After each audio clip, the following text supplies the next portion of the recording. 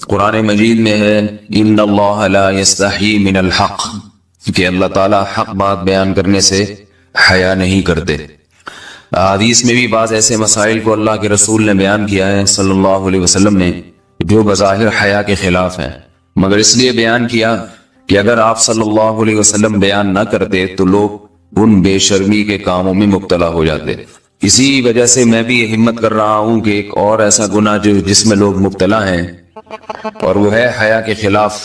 مگر ہے بہرحال شریعت کا مسئلہ اور لوگ اس میں گناہ میں مبتلا بھی ہیں، اس لیے بتانا ضروری ہے۔ وہ یہ ہے کہ لوگ شادی کے بعد بھی آج کی نوجوان نسل زوجہ سے، بیوی سے غیر فطری طریقے سے ہم بستری کرتے ہیں۔ انٹرنیٹ پہ بیہودہ فلمیں دیکھتے ہیں تو جو چیز انگریزوں کی دیکھ رہے ہیں کہ ان کے کلچر آہستہ آہستہ میڈیا کے ذریعے ہمارے معاشرے میں بھی آ رہا ہے۔ اللہ کے رسول صلی اللہ علیہ وسلم نے لعنت فرمائی ہے، ایک روایت میں ہے کہ اللہ اس کی طرف دیکھے گا نہیں کہ جو اپنی زوجہ سے پچھلے راستے سے ہم بستری کرے گا۔ یہ بیماری بھی، یہ گندگی بھی لوگوں میں پھیلتی جا رہی ہے، خاص طور پہ جن کو لڑکوں سے بدفعلی کی عادت پڑ جائے تو وہ زوجہ سے فطری راستے سے ہم بستری نہیں کرتے۔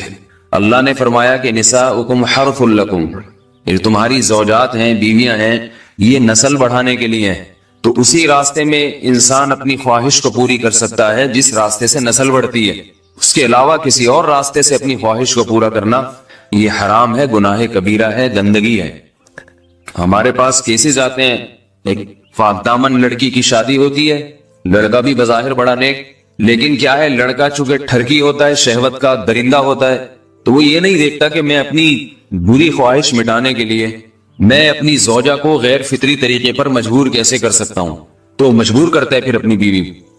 اس میں جو عورتیں زیادہ پاک دامن نہیں ہو، نیک نہ ہو، یا ان کو یہ ڈر ہو کہ طلاق ہو گئی تو ہم کہاں جائیں گے، وہ پھر اپنے شوہر کے ساتھ اسی غیر فطری طریقے پر آمادہ ہو جاتی ہیں، اور اس کا عذاب اور اس کا وبال یہ ہوتا ہے کہ کچھ دنوں میں ان کو بھی اسی کی لت پڑ جاتی ہے۔ انسان جب بھی کوئی غیر فطری راستہ اختیار کرتا ہے، آخرت کا عذاب تو بعد میں، دنیا کا عذاب یہ آتا ہے کہ پھر اس کو لذت فطرت میں آتی نہیں ہے، تو جو راستہ اللہ نے رکھا اس میں اس کو لذت نہیں آئے گی، وہ گندگی میں ہی گھسنے کی کوشش کرے گا، اس کی بھی فطرت خراب ہو جاتی ہے، اور جس کے ساتھ یہ بدفعلی کی جائے اس کی بھی فطرت خراب ہو جاتی ہے، وہ بھی پھر کسی کے قابل نہیں رہتے۔ تو اپنے جان پر رحم کرنا چاہیے۔ ہم انسان ہیں، ہم درندے نہیں ہیں، ہم گھوڑے نہیں ہیں، ہم گدھے نہیں ہیں، ہم جانور نہیں ہیں، ہم انگریز نہیں ہیں۔ انگریز نے تو